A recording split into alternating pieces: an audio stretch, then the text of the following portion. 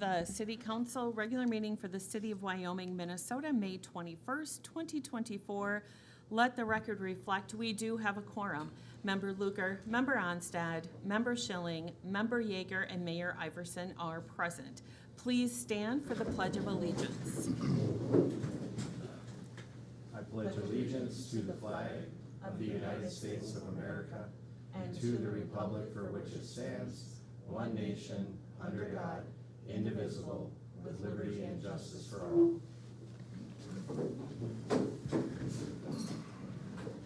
All right, we'll start with open forum first. Open forum is an opportunity for members of the public to address the City Council on items that are or are not on the current agenda. Items requiring council action may be deferred to staff or boards and commissions for research and future council agendas if appropriate. You will be limited to 3 minutes, and we ask that you conduct yourself in a professional, courteous manner and refrain from the use of profanity. Failure to abide by this policy may result in the loss of your privilege to speak. Do we have anybody here to speak on anything that's on the agenda or not? I'm looking at the audience right now. I'm seeing a whole bunch of support. All right, we'll move on to number one, which is extremely important. Number one, swearing in of Officer Nicole Frazier as a Wyoming police officer. Chief Bauer, do you want to start first? Yes, please. Mayor Iverson, members of council, tonight I have the pleasure of introducing, and we'll have the benefit of swearing in one of our new officers, Nicole Frazier. Nicole graduated from the Winona State University, was an officer for Edina PD before making the choice to look for a different department.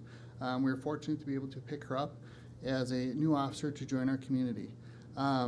Before we do the swearing in, Nicole, I just want to welcome you to our community. Wyoming is an incredibly supportive community, and as much as we're grateful to have you here, I hope you find it to be as welcoming as it was to me. A couple things I want to bring up briefly. The values that our officers decided that were important to them when serving our community. The members of the Wyoming Police Department value a community-oriented approach to policing, compassion, dedication, integrity, teamwork, trust and relationships, and making a difference in the community. We're confident that you will uphold these values and contribute to the community in a positive way. Tonight she is joined by her parents, her brother, other family members, her boyfriend Cole, who will be pinning on her badge tonight, some of Cole's family, and officers from Forest Lake Police Department that she knows as well. If you don't mind just stepping up forward and we can get you sworn in. This is probably my favorite part about this job. So, come over here. Raise your right hand. I, Nicole Frazier, do solemnly affirm to support the Constitution of the United States and of this state, and to discharge faithfully the duties of the police officer for the City of Wyoming, Minnesota, to the best of my knowledge and ability. Congratulations. And we'll have your boyfriend come up for the pinning.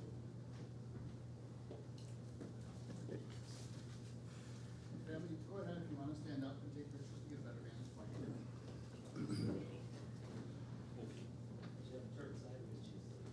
There you go. No one's good to see you, Cole. Sorry.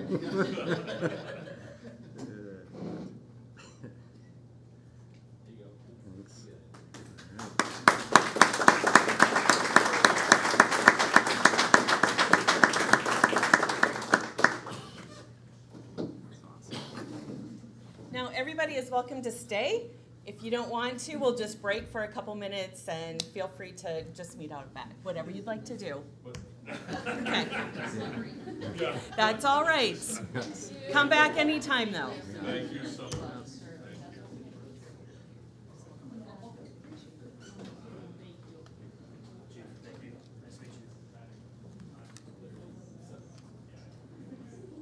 Those are the parts I like. I said those are the parts I like. It's the best part. Yeah.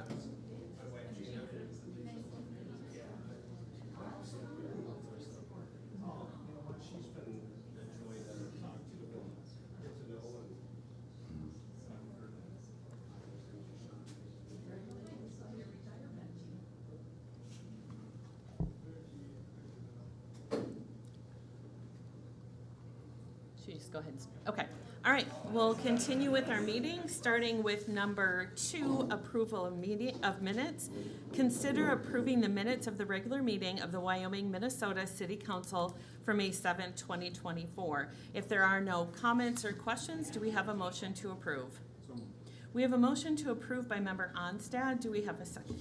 Second. Second by member Luker. All in favor? Aye. Opposed? So approved.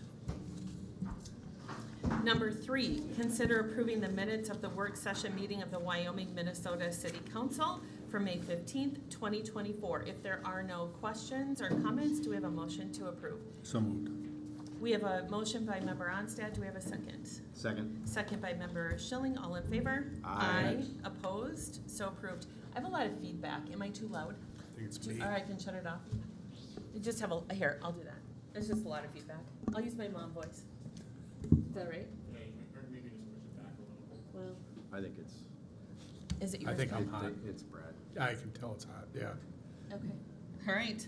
That's why mine's way back here. Yeah, okay. Consent agenda. Items under the consent agenda will be adopted with one motion. However, council members may request individual items to be pulled from the consent agenda for discussion and action if they choose. Consent agenda number 4, 5, 6, 7, 8, and 9. Does anybody wish to pull an item from the consent agenda? Seeing none, do we have a motion to approve 4, 5, 6, 7, 8, and 9? So moved. We have a motion by member Schilling. Do we have a second? Second. Second by member Onstad. All in favor? Aye. Opposed? So approved. Acknowledge receipts of reports of officer boards, commissions, and department heads, number 10, 11, 12, 13, and 14. Does anybody wish to pull a report from our officers or boards?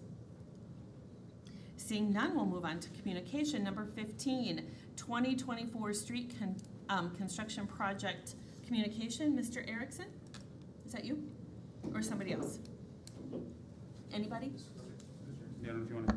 It's just for our mayor. We can, I think, both take care of this. This Okay. is essentially just a communication for the public hearing that we're having on June 4th for the 2024 street project. Also, that there is a component into this that we're asking council to just have essentially a work session or a neighborhood meeting, and that would be on Tuesday, May 28th at 5:30. Correct. For that meeting, just another informational, good opportunity to allow the neighborhood to ask questions about the potential street project before that public hearing on the 4th. Okay, everybody get the dates and time? Okay. Any questions on number 15? notice did go out. Yes. Any questions? No? All right. Number 16, age-friendly garden update. Is that Mr. McFarland? Absolutely, yeah, sorry. And I'll have an update in the end, too. Thank you. Perfect, I'll keep it brief then. Honorable Mayor, members of council, just an update on the age-friendly garden. That's a component of that age-friendly grant that we received all the way back in, I want to say, August of last year. City staff continued working with the Fairview staff as well on that project, and on May 18th, we commenced construction of the addition to that garden piece. So I know that members of staff and a few volunteers are out there for, I guess from what, 7:30 to 4:30 on Saturday putting that together. And there's some pictures of those garden beds that have been added at the end of this report. And so it's just, that has been concluded. Awesome. Thank you. Any questions? All right, we'll move on to old business, number 17, to consider resolution 240543, a resolution approving a rezone Z24001, rural residential 2 to commercial district, location Hamlet Avenue at Highway 8, northeast corner, applicant Stephen Witzold, property ID number 21.10674.02. Mr. Weck? Yes, Madam Mayor and council members. Stephen Witzel is requesting a rezoning of his property from rural residential 2 to the commercial district. He did do this back in 2006 while it was still under the township's control. The township did rezone it to the highway business, which is now our commercial district. He needed to go to the county to finish that rezoning. He did not, so he's back to where he was. Next slide. So, property is 5.47 acres. It's currently undeveloped.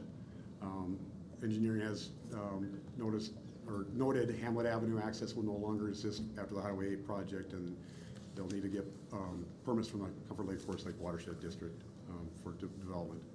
To the north of the property is single-family dwellings, rural residential 2 and rural residential 1. To the west, south, and east, the comp plan designates those as commercial properties. Currently, they're either rural residential 2 or agricultural and commercial zoning. Planning Commission and the staff are recommending approval based on the standards being met. And is there one more slide? For council action, state law requires a 2/3 vote of all members of council, at least 4 votes on a 5-member council. When a statutory or charter city rezones all or part of a district from the residential to commercial or industrial, so that would apply to this. So 4 out of 5 of you have to vote yes for it to pass. Okay, thank you. Questions from Council Member Luker? No questions. Member Onstad? I did have questions previously. I have looked into this property and understand that it's, has a lot of garbage on it, that the neighbors are concerned. However, I don't think that's going to change what that property is going to look like in the future, but it does give the city a little bit more ability to look into how it's being taken care of and the caretakers of that land. Okay. All right. Member Schilling? I just had a couple of questions. When did we approve the comp plan? 2022 22. was the last comp plan And I update. believe we had a 5-0 vote on that comp plan change, or approval, correct? Correct, you approved the comp plan unanimously. And then help me out a little bit here, Mr. Weck. If the planning commission were have to deny this, if I'm not mistaken, I believe the comp plan trumps planning, correct? Well, that's our guiding document. Right. So the planning commission and city council can vote the way they like, but Right. that's our guiding document. That's what we should be doing. And this property's been zoned or guided for commercial since 2006. Okay, and that's how Yeah, or the if not comp before. plan reflects that now? Yes, think and it did in the previous. Previous comp plans as well. Yep, okay. All right, that was my only questions. Thank you both. Okay. Member Yeager? Okay, I have a few concerns with this. My first concern is that the subject property extends just about to the length, most of the way down Hamlet. With houses across the street, residential houses across the street, it's surrounded on the other side by other residential houses. And this area has a more neighborhood feel to it, rather than a commercial, it's like putting commercial inside a residential area. I do have a concern about, will the county's design for backage roads be able to handle larger commercial vehicles? That this, the proposed use of a manufactured home sales lot might generate? I mean, especially if there is no outlet right onto 8, because Hamlet will be closed off, then you just gotta start going around the backage roads to try to get out of there. Let's see. I mean, I would like to know how that is gonna work before I vote to rezone it. I'm also concerned that we could rezone the subject property only to have the use turned down. And then you got people, nobody knows what's going in there. It's a commercial lot, but nobody knows what's going in there. And again, I would like to be assured that this will pass before it's rezoned. So, in my opinion, I'm wondering if this does not meet standard 2, that it is sufficiently compatible so that existing development will not be depreciated in value. My gut feeling is if you have an unknown business or a manufactured home lot across a street from you, especially if you're living on one of the houses further away from where 8 is, I'm thinking it would probably cause your home value to drop. So, and I'm also unsure of whether this meets standard number 5 because of the traffic hazard trying to get heavier vehicles, commercial vehicles out. Okay. Mr. Weck? Madam Mayor and council members, the comp plan has all of these properties you can see on the map, besides the one at the end of the cul-de-sac, as future commercial properties. At some point, the rezoning is going to have to happen and will be happening actually fairly soon. The property to the east, the Schneller property, that was actually a commercial property for a very long time until he basically retired and asked that the CUP be removed. The city has been working with Chisago County and MnDOT about both the comprehensive plan and what possible businesses could be going in here to look so that they could design those future roads correctly.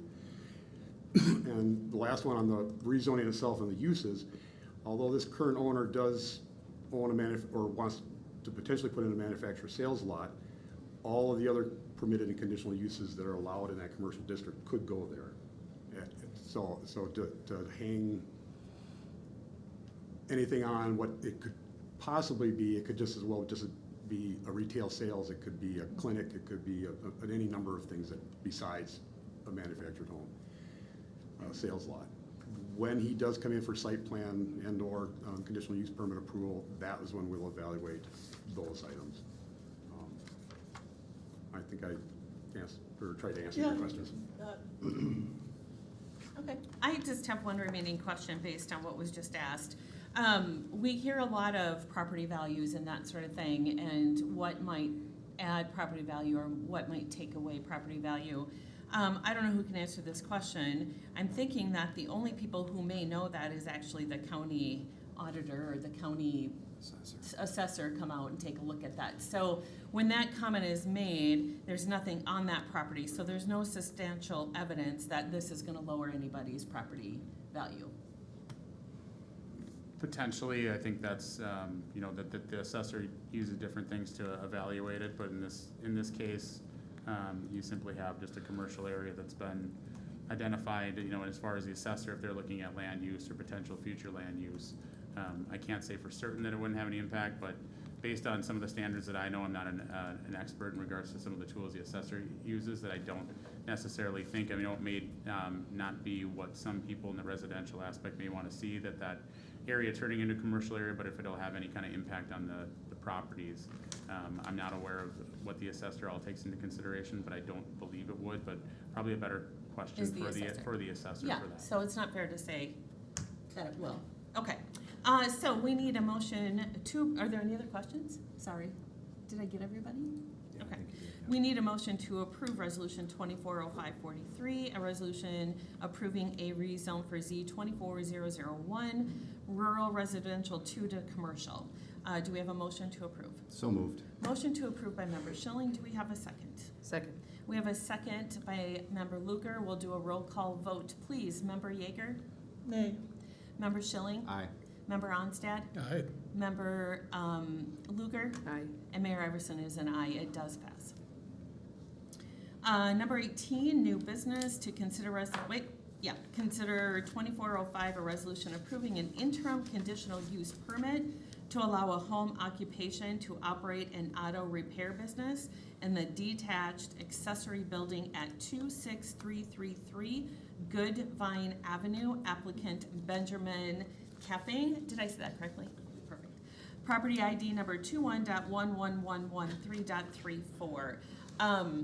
Mr. Weck, are you gonna start with this? Yes, I will. Okay. Madam Mayor and council members, Mr. Benjamin Coughing, hopefully I got that right again, sorry. Requesting approval for a home occupation to do automobile repair, small cars and light trucks. Currently located at the intersection of 263rd Street and Goodvine, zoned rural residential 1. He has a home and a detached garage in the property where he would be doing the repair work in.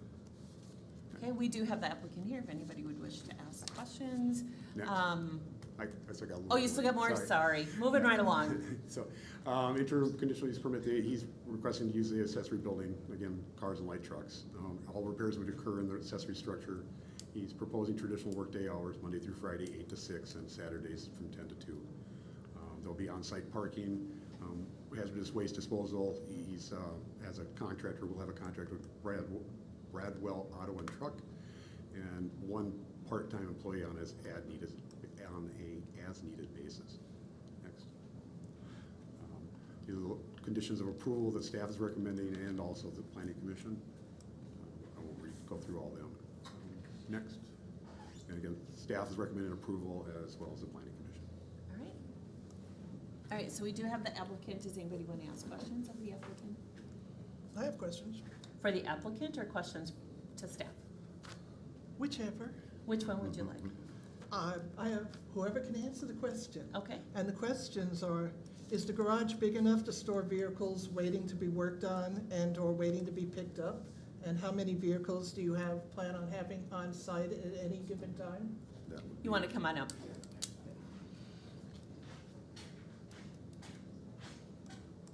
So yeah, the garage is big enough to hold about 4 cars, and I understand that I can have about 3 on the outside. Yeah, you have At 3 any given time. spaces. I don't plan on having any more of that at a given time because, well, I can only do so much at one time. Okay. You know, so I gotta get them out before I can tell people they can bring in more in. You know, Okay. And, you know, if I have 7 cars there, I'm not gonna be like, yeah, bring it over, I'll get to it today. No, I'm gonna get them done and get them out and keep everything timely, clean, and keep things moving. You Cool. know, Then the second question is, should one of the barrels happens to leak, what's your plan for making sure it doesn't get into the ground, seep anywhere? so the barrels will Contain be inside.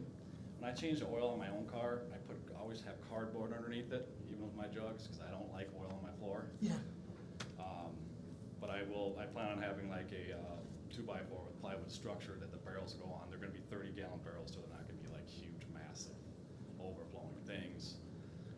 As soon as they get full, they'll be delivered, we'll get an empty one. If one's leaking, it'll be Yeah. out of here. it was just contingency in case Yeah, oh, absolutely. Yeah. something were to spring a leak. Yeah, if it was to, well, I was gonna have 2 barrels. So I'd fill one and have like an empty one, and I have a barrel pump. Okay, you can offload. Yes, I can offload. So that was my plan, is to have 2 of them. And, you know, if something does happen, I'm gonna be all over getting it emptied, cleaned up. But those will be inside the shop at all time. I don't want anything outside looking Cool, ugly. thanks. Member Schilling? I don't have any questions, and I'll just make a comment. You know, you're concerned about vehicles, but, I mean, drive down my neighborhood, I got 6 cars in the front yards of houses, so, I mean, we technically don't do anything about that, so. that wouldn't Doesn't mean that necessarily- you can't do that. Yeah, I'm not telling you to do that, I just know that we have nothing that says you can't park on your yard, Right, so. yeah, no. All right, Member Onsett? 2 questions. One to you is the use of records, delivering cars. What's your plan for that? My plan is it's more of a, like, hey, my check engine light came on, can you check it out? Or I brought it to the shop, they said, I need this, can you check it out? I mean, obviously, there's probably gonna be a dead car having to be towed in at some point. You know, I can't say there won't be, but. But that wouldn't be your primary. No, It's kinda like- I don't have a tow truck, it's mainly gonna be, yeah, bring it up here, you know? Okay. I mean, but if your car don't start in the morning, you can't get it here, obviously, we're gonna have to bring it up there. Right. But I'm not gonna have like a parade of, I don't have a tow truck myself, I'm gonna have to get one, but. Yeah, and then the second question would be, there's 2 driveways, one for the garage, one for the house. Yep. If we were to assess for road repair, when we're It's doing taken off the driveway that has the address for the house on it. okay. All right, Member Luger? I have no questions. Okay. As the liaison to the Planning Commission, I can say that there was a large audience. Almost everybody was in agreement of this, your neighbors. There was one that had concerns. After Planning Commission talked about this, made the recommendation, there was a large group that went out afterwards. I was able to go out there as well. And the neighbor that was concerned, you guys kind of worked out what would happen should there be any disagreement. So I applaud you for that. One concern is noise. One neighbor has some people that work 2nd or 3rd shift, and so there was some noise. And how did you answer that? Well, my plan is to keep everything inside the building, working on everything inside, my shop is air conditioned, heated. If there's ever a problem, doors can be closed, and obviously if it ever does become a problem, I can think, all right, I'll try to do something different to, make sure that the problem's solved. Yeah, perfect. Perfect. And then my only other question is this, I don't know who can answer this, signage. Did we talk about signage on the planning commission? They're allowed one sign, I think it was 9 square feet, it's in the, one of the conditions. Yep. Okay, and where might you put that sign? I would put it on my fence, like my shop is, I have like a privacy fence. Yeah. Like just put it up on the fence. I don't want like big signs out in the end of the yard. Just- Nothing neon? Nothing, no neons, just a regular printed sign, something like Sure. that. Okay, perfect. Any other questions? No, I was gonna You say can- your neighbor is my electrician that I use for the Oh, city. Timmy. Yeah, It is a small world, Yeah. right? Yeah, it is. Small yeah, city. he talked to me like a week or two ago. Okay. All so right. Great guy. All right, you can sit down if you'd like. Thank you. All right, Thank so you. we need a motion to approve Resolution 240548, a resolution approving an interim conditional use permit to allow a home occupation. Do we have a motion to approve? So moved. Motion to approve by Member Schilling. Do we have a second? Second? Second by Member Onstad. All in favor? Aye. Opposed? So approved. All right, number 19, to consider Resolution 240549, a resolution approving the purchase of Motorola portable and mobile radios from Ancon Communications, Inc. for the amount of $152,838.54. Chief Bauer, Armor Radios? Yeah, okay. Sorry, here we go. There we go. If you remember back 2019, Wyoming City Council approved the acquisition of 59 radios from Chisago County. There was no cost of the radios at that point. These mobile and portable radios are essentially the primary communication tool for us to receive calls, communicate with each other. It's how dispatch contacts us, and essentially other public safety departments is how we communicate. This is the one version. The other ones are mounted in our vehicles. When those radios were acquired from Chisago County, they were 7 years old.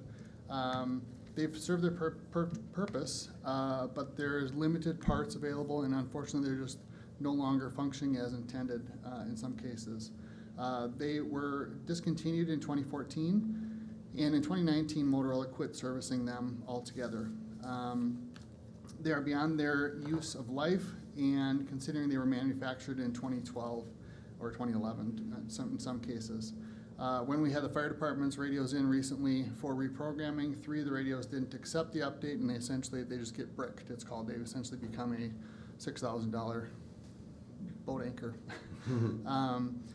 In addition, there's a new requirement for encryption that will be required in the state. That is a kind of a wandering date that we're not sure when that's going to happen, but it is coming up in the future at some point, possibly 2027. So at this point, we're in the position that we do need to start replacing the portable and mobile, the ones that mount in the vehicle, the 800 megahertz radios. We're looking at a phased replacement schedule, starting with the police department in 2024 and fire department in 2025. Mainly because we believe the encryption requirements will be implemented for law enforcement before fire. The current police radios could be used in the short term for parts for the fire department until we get that moving forward, if that's approved in future budget discussions. The city did begin planning for this, allocating $20,000 a year in 2019 to 2021, and then bump that up to $30,000 a year from 22 to 24 in the CIP to fund the replacement. However, for this replacement for 2024, we're looking at using a portion of the remaining ARPA funds that are available to fund this project. The source for purchasing the radios is Ancom. They're a Minnesota-based dealer that's worked with numerous public safety agencies around the area for many years. Pricing is what it is. It's a state contract. We don't have much flexibility on pricing at all. And Motorola product is consistent with what will be required to be on the Armor radio system moving forward. We're looking at purchasing 16 portable radios, 1 base radio for the department itself, 7 more mobile radios for the vehicles with chargers and additional replacement batteries. And total cost is $152,838.54 from Ancom. And I did include the exact quote for additional detail if you'd like to look at that. They will be compliant with future Armor requirements, and these can be updated via Wi-Fi, expediting any update process versus having to plug them in specifically. each radio in the future. I confirmed with Chisago County who we would need to work with on this project, and this is what they would recommend we purchase as well. Every spec we looked at was what they would say they would purchase as well. As far as projecting longevity of these, this is what we're looking at purchasing is what essentially everyone is purchasing at this point. They're guaranteed support for 5 years. We can anticipate that they will likely last longer than that. You're looking at 8 to 10 years, very likely. And they're very widely used and currently sold and manufactured, so we would have parts availability down the road. We would obviously want to, for future budget discussions, continue to be allocating money for a replacement 10 years down the road, 8, 10 years when these are no longer functioning. We're looking to purchase 16 portable radios, 1 base radio, 7 mobile radios, chargers, and replacement batteries for that listed cost from Ancom Communications. Any questions? All right, questions from Member Luger? How soon, assuming it's approved, how soon can they be in your hands and working? Sure. End of the year, hopefully. Okay. Then it's not a quick process. It Wow, will take a okay. while. There's quite a delay. Yeah. How many are being used? If we're down 3 right now, is my understanding. Correct. In the fire department, they're down 3. Okay. They're making do. This would essentially, when these would become available, we could reprogram the current ones that we have from the PD as essentially spares and program them to be usable in the fire department, Okay. buying us a little bit of time. Perfect. Yeah. Okay, that's all I have. All right. Member Yeager? Oh, no questions. Member Onstad? Does this price include the installation of vehicles? There is a slight charge. It's very minimal, $100, $150. That would be done through Guardian Fleet. And the old system, the old armor radios that are going to the fire department, still compatible with the current new radios, so communication would still be Correct. Yes. smooth transition Yes. between the two? Correct. And are the new radios also compatible with the Axiom cameras that we have? Are they tied in with that in any way? Not that I'm aware of. Not that would. There's no functionality that would. I couldn't connect. remember if there No, was or wasn't. no. Nice if it was. Yeah, sure. I'm not sure what it would do, but it'd be kind of fun to see. You never know what Axon's going to come up with. Yeah. Okay. All right, Member Schilling? No questions. I have none either, so we need a motion to approve Resolution 240549, a resolution approving the purchase of Motorola portable and mobile radios from Ancom Communications. Do we have a motion to approve? I'll make the motion to approve. Do we have a second? Second. Second by Member Onstad. All in favor? Aye. Aye. Opposed? So approved. All right, number 20. Number 20 is to discuss the Highway 8 reconstruction project. Is that Mr. Erickson or Mr. Linwood? I'm going to start with that, Mayor. Okay. Honorable Mayor, members of council, Mr. McFarland, if you could bring that map up.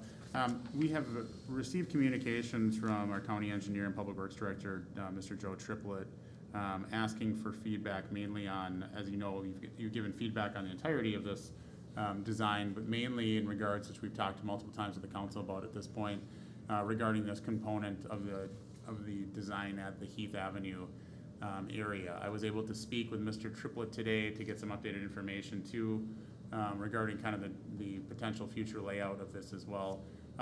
This right now is the big item that we wanted to talk to council about tonight is the underpass. Mr. Triplett is asking for a decision on this as they're trying to finalize design for different components of Highway 8. So we have had, I know that we talked about this on our road tour last week, we've talked about it in our previous work session, but mainly about this potential of this design. Currently on the design as presented in front of you, you have an at-grade crossing that essentially would go up to the existing Highway 8, and then it would allow a cross of the 2 lanes of traffic, and then there would be kind of a center pedestrian island there in the center there, and you can kind of see the two different area there that you'd be sheltered from traffic, and then individuals would have to cross the other 2 lanes to get to the future of that Swedish immigrant trail, as you can see that on the north side of Highway 8. The other component that the county has asked about is the potential for the underpass.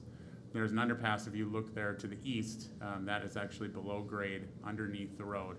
And you'll see the 2 red marks being existing or potentially future trail components of that underpass. Due to the grading of that underpass, you see, and to meet necessary accessibility requirements, you can see that goes back quite a ways to Heath Avenue. or the future potential layout of Heath Avenue with the incoming Highway 8 design. Currently, we do not have any sidewalks or pedestrian movements on Heath. We looked at that as a group at the road tour to be challenging to put in any kind of sidewalk or trail just based on the existing ditch areas and wetlands and things like that on Heath Avenue.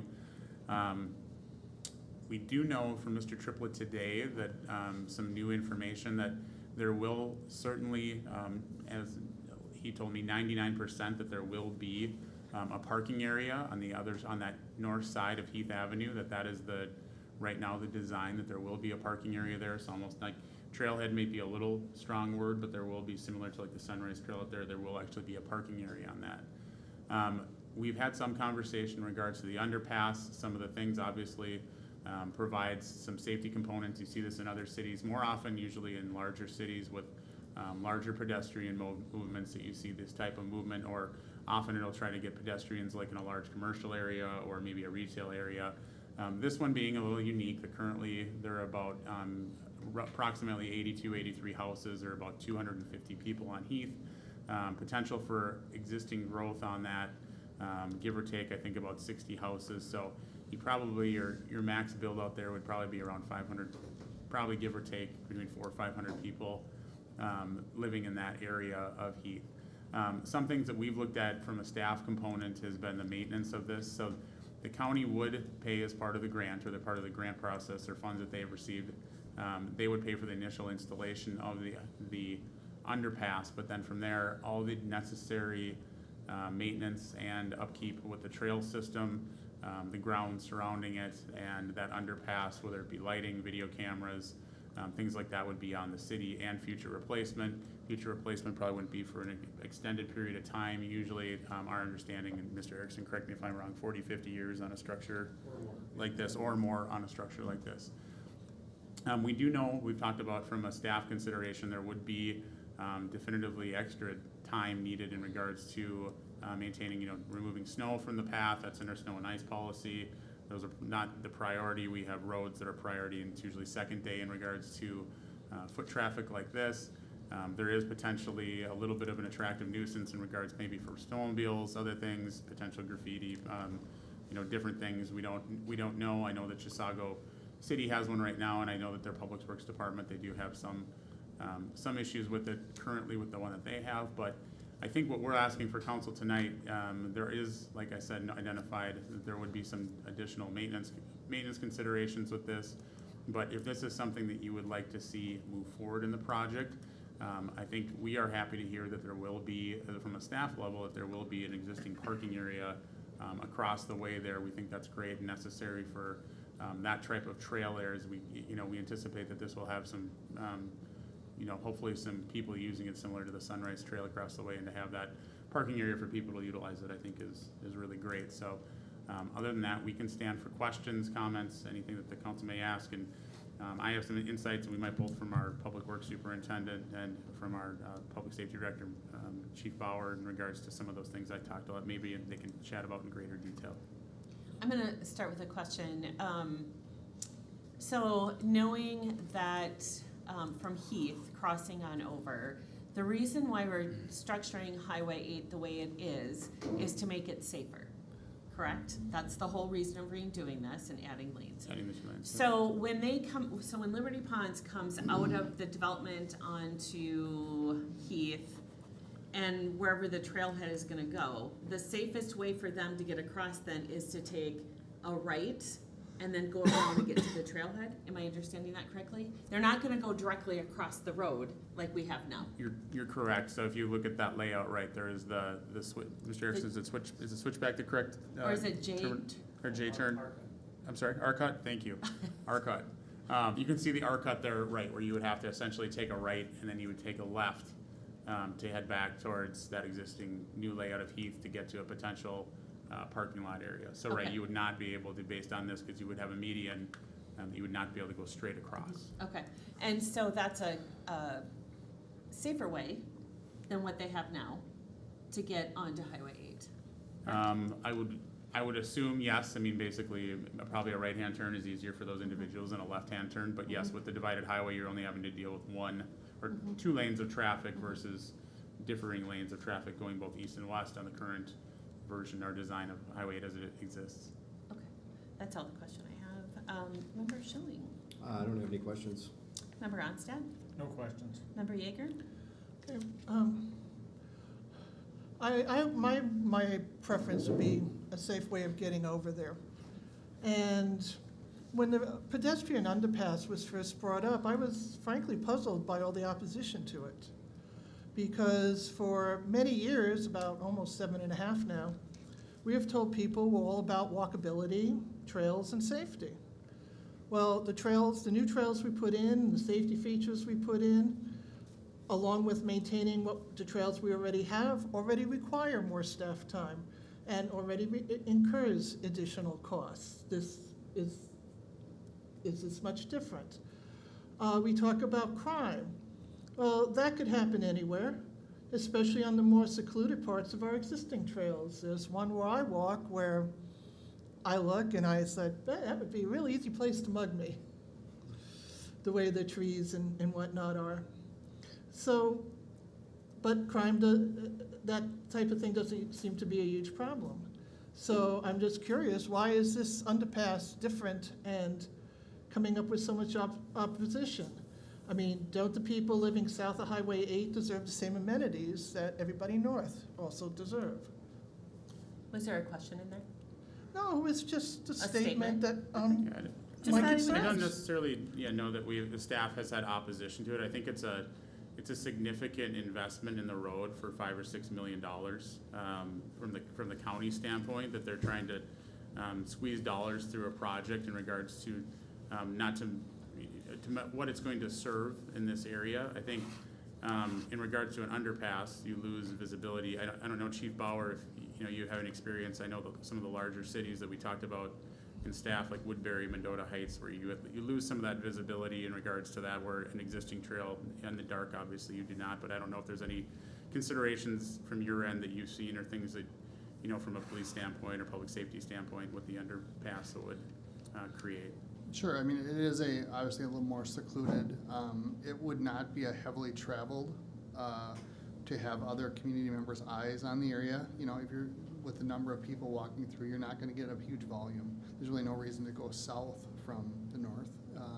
So you're looking at what neighbors would be walking through there, and that's just what's open. Anytime you have those opportunities for a more secluded area, it does bring about the possibility, for graffiti and those type of behaviors to occur. Again, we don't know that would happen. It's just part of the discussion of things that we want to make sure we're considering when looking at something like this. Okay. All right, Member Schilling, did I ask you already? Sorry. No, I mean, I'm fine with it. My only issue was what Chief just addressed from the very beginning when I looked at it, so. Is the safety component? Yeah, it's secluded. The big thing is graffiti and just vandalism. But again, that happens everywhere. So, I mean, it's a safer way to cross the road, that's for darn sure, so. Okay. Member Onstad? No questions, but I'm just looking forward to this. I think that opens up a path for foot traffic and bike traffic to the Sunrise Trail, or not Sunrise, but that trail system, forget the name. And the Forest Lake area, people south of 8 will enjoy having a safe way to get to the trail. All right, and Member Luger? I like the idea of increased walkability and like a safe passage to the lot. Superintendent Reeves, can you talk a little bit about kind of what the requirements then become for maintenance and public safety or public works' role in it? Mayor and council, so we would be responsible for the turf adjacent to the facility, and also removal of the snow. There would be an impact to our operations in the winter.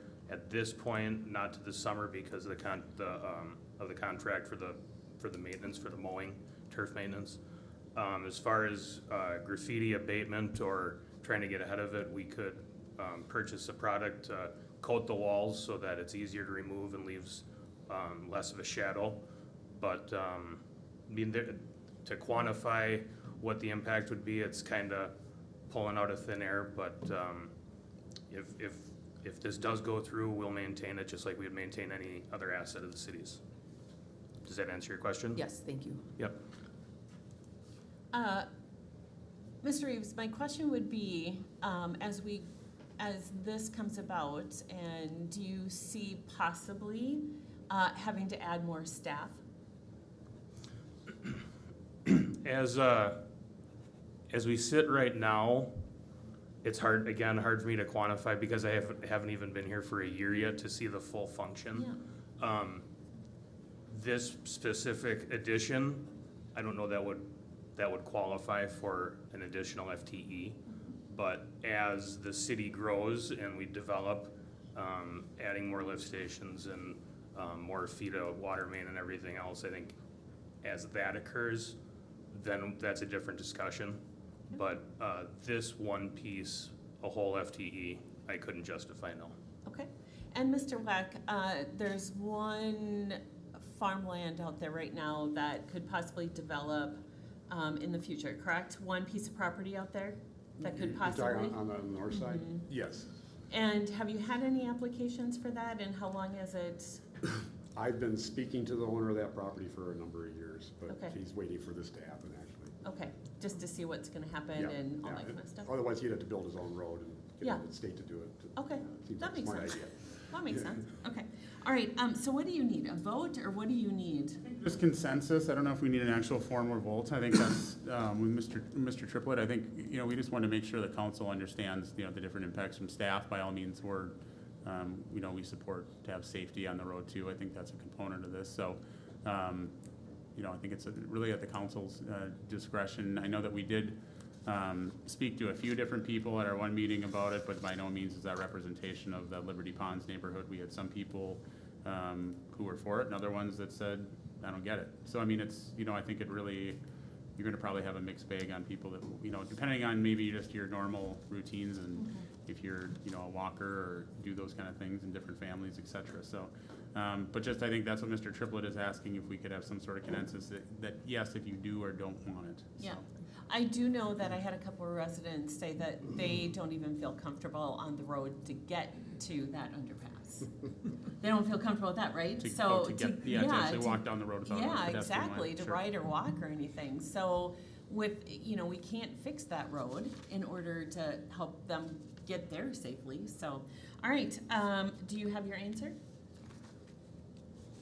I guess I guess I would ask council if you would like to see the underpass, or you would not like, you're not in favor of it. I think that's kind of what we would like to, that's what Mr. Triplett would like to know. Okay, go ahead, council, what's your thought? I'm for it. I mean, if it's an enhancement to the community and, Okay. yeah. All right, Brett, Yeah, I can't wait till it gets in. I okay, think it's gonna open up the community. member Schilling? Yep, I'm for it as well. All right, and member Yeager? I can live with an underpass. Okay, then you have your answer. Okay, great. Thank you, council. All right, before we go to number 21, that's a closed door session. We are actually gonna go to council reports, and we will start with member Yeager. I attended the road tour last week, and thank you guys for coming, and thank you all for watching. Okay, member Schilling, No report. Thank you for those that came in and anybody watching. member Onstad, I attended the road tour, and thanks for everyone staying and for those watching at home. member Luker, I also attended the road tour, as well as the Joint Lakes Sewer Commission last night. Thanks for coming. all right, thank you for that. I also joined the road tour and attended the Joint Sewer Commission, which I chair, the Planning Commission and the EDA, and also several trips to the state capitol regarding including our public safety building and the bonding bill. That took up some time. And probably the biggest thing I'd like to talk about or to say thank you to is to the following people for the community garden. So first and foremost, I would like to thank Mark Hall. He's on our planning commission. I believe he was out there 2 days? Yes. Right, 2 days? Putting the holes in, digging the holes and all that kind of stuff? He was helping with the holes, yeah. Okay, so he was there 2 days, amazing, planning commission. Dan Iverson from the planning commission. Fred Weck was out there for the full 9 hours, 10 hours. Rob Linwood, same thing, and plus the day before. Okay, Grant McFarland, you were there about 8 hours, day before, day of, okay. The Public Works employees, they could have been there, I know they wanted to be there more, but we had a power outage.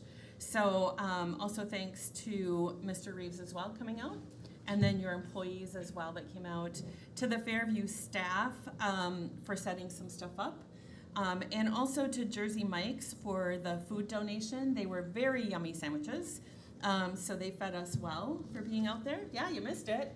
So you could have drove by and waved to see how we were doing. So. So we were very excited. I believe there's 16 plots. 4 of them have already been taken, right? And what makes this unique is that it is handicapped accessible. So we do have plots that wheelchair accessible can be there, correct? Correct. That is a pretty big deal. Correct, yeah, it'll be the raised beds are wheelchair accessible, so that's pretty great for people that Yeah. have that need. And also Cammie. Like to thank her as well. So it's always great to have this type of community garden for people to come together, and especially staff who took their own personal time to help on this. So, all right. If I could have Yeah. one thing, just to let council know, if you're not aware, I'm sure you all are, that to the mayor's point regarding the state capitol, we did not, obviously, they did not pass a bonding bill, which we had our own bill in there. So we did not receive funding for that public safety building. I think we did gain quite a bit of traction, and I think if there would have been a bonding bill, I think there would have been a great chance that we were inclusionary. But just so the council knows that we will have some future meetings to kind of discuss options and what will be next to kind of look at that public safety building and facilities. And Mr. Linwood, wouldn't you agree over the course of the last 8 months that we've been working on this, or longer, we met a lot of really great elected officials? Agreed, yes. Yeah, On we had a lot both of- sides, yes, right? Agreed, yep. And That's what they it were takes. very respectful in listening, and I think it was just a really great experience overall. And for the possibility that we could have been in there, had a bonding bill went in, speaks volumes to what we have done and what our lobbyist has done. So. Agreed. All right, so with that, we're going to adjourn for 5 minutes. It's 8:52. Before we, what? 7:52. I need glasses. Are we? We're recessing.